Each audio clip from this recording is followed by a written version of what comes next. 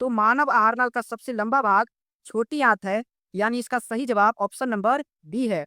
आप लोग याद रखिएगा कि मानव आहार नाल का सबसे लंबा भाग छोटी आंत है। चलिए अगला सवाल है क्वेश्चन नंबर 2 कि आयोडीन की कमी से कौन सा रोग होता है? बताइए कि आयोडीन की कमी से कौन सा रोग होता है?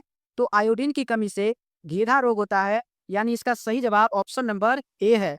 और दोस्तों किसी भी क्वेश्चन का आंसर अगर आप लोग को पहले से पता होगा तो आप लोग हमसे पहले कमेंट बॉक्स में बताते चलिएगा। चलिए अगला सवाल है क्वेश्चन नंबर 3 कि प्रकाश संश्लेषण क्रिया में ऑक्सीजन बाहर निकलता है। बताइए कि प्रकाश संश्लेषण क्रिया में ऑक्सीजन कहाँ से बाहर निकलता है?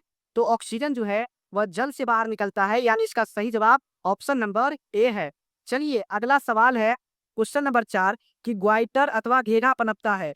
बताइए कि ग्वाइटर अथवा घेरा किसकी कमी से पनपता है? चीनी की कमी से, या आयोडीन की कमी से, या रक्त की कमी से, या मोटापा से? तो ग्वाइटर अथवा घेरा जो पनपता है वह आयोडीन की कमी से, यानी इसका सही जवाब ऑप्शन नंबर बी है। चलिए अगला सवाल है क्वेश्चन नंबर 5 कि कुत्पाद किसमें पाया जाता है? बताइए दोस्तों कि कुत्पाद किसमें पाया जाता है? तो कुत्पाद अमीबा में पाया जाता है, यानी इसका सही जवाब ऑप्शन नंबर सी है। चलिए अगला सवाल है क्वेश्चन नंबर 6 कि स्लाइड को सर्वप्रथम कंपाउंड माइक्रोस्कोप से देखा जाता है। बताइए कि स्लाइड को सर्वप्रथम कंपाउंड माइक्रोस्कोप से देखा जाता है। तो 10x पर आप लोग याद रखिएगा कि स्लाइड को सर्वप्रथम कंपाउंड माइक्रोस्कोप से 10x पर देखा जाता है। चलिए अगला सवाल है क्वेश्चन नंबर 7 कि ग्लूकोज के एक अणु में ऑक्सीजन के कितने परमाणु होते हैं? बताइए कि ग्लूकोज के एक अणु में ऑक्सीजन के कितने परमाणु होते हैं? तो आप लोग ग्लूकोज का फॉर्मूला पढ़े होंगे C6H12 और O6। आप लोग पढ़े होंगे कि ग्लूकोज का फॉर्मूला C6H12 और O6। तो बताइए कि ग्लूकोज के एक अणु में ऑक्सीजन के कितने परमाणु है? बताइए ऑक्सीजन यहाँ पर कितना है ऑक्सीजन का परमाणु? तो ऑक्सीजन का परमाणु यहाँ पर 6 है, यानी इसका सही जवाब ऑप्शन नंबर बी है। आप लोग याद रखिएगा ग्लूकोज का फॉर्मूला C6H12O6 होता है और ग्लूकोज के एक अणु में ऑक्सीजन के 6 परमाणु होते हैं। चलिए अगला सवाल है क्वेश्चन नंबर 8 कि दांतों को साफ करने के लिए दंतमंजन प्राय होता है। बताइए काफी इंपॉर्टेंट है। बताइए दोस्तों कि दांतों को साफ करने के लिए दंतमंजन प्राय होता है तो क्षारीय होता है। आप लोग याद रखिएगा कि दंतमंजन कैसा होता है? तो क्षारीय होता है। इसका सही जवाब ऑप्शन ए है। चलिए अगला सवाल है क्वेश्चन नंबर 9 कि सभी हरे पौधे होते हैं। बताइए कि सभी हरे पौधे क्या होते हैं? तो सभी हरे पौधे स्वपोषी होते हैं, यानी इसका सही जवाब ऑप्शन नंबर ए है।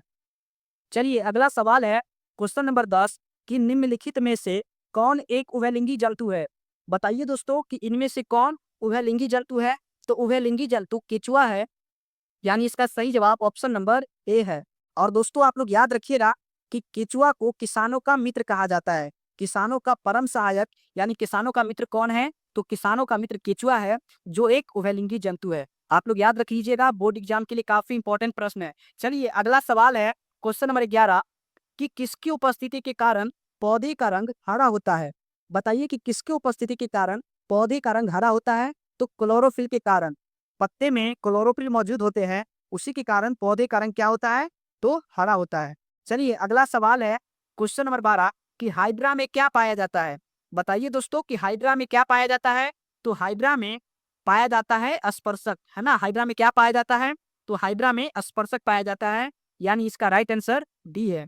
चलिए अगला सवाल है क्वेश्चन नंबर 13 कि अमीबा में अधिकांश पोषण कैसा होता है? बताइए कि अमीबा में अधिकांश पोषण कैसा होता है? ऑप्शन ए शाकाहारी, ऑप्शन बी अंतर्ग्रहण, ऑप्शन सी सर्वाहारी, या ऑप्शन डी स्वकोषी। तो अमीबा में अधिकांशतः पोषण अंतर्ग्रहण होता है, यानी इसका right answer option number B है। चलिए अगला सवाल है क्वेश्चन नंबर 14 कि प्रकाश संश्लेषण की क्रिया होती है। बताइए कि प्रकाश संश्लेषण की क्रिया होती है कवक में, या जंतु में, या हरे पौधों में, या परजीवी में? तो प्रकाश संश्लेषण की क्रिया होती है हरे पौधों में, यानी इसका सही जवाब ऑप्शन नंबर सी है। दोस्तों सारे के सारे इंपॉर्टेंट प्रश्न है, तो आप लोग याद करते चलिएगा। चलिए अगला सवाल है क्वेश्चन नंबर 15 कि दांत की सबसे ऊपरी परत है। बताइए कि दांत की सबसे ऊपरी परत क्या है? तो दांत की सबसे ऊपरी परत को इनामेल कहते हैं, यानी इसका सही जवाब ऑप्शन नंबर बी है। चलिए अगला सवाल है क्वेश्चन नंबर 16 कि मैग्नीशियम पाया जाता है। बताइए कि मैग्नीशियम धातु कहाँ पाया जाता है? तो मैग्नीशियम पाया जाता है क्लोरोफिल में। याद कीजिएगा कि मैग्नीशियम कहाँ पाया जाता है? तो क्लोरोफिल में मैग्नीशियम पाया जाता है। चलिए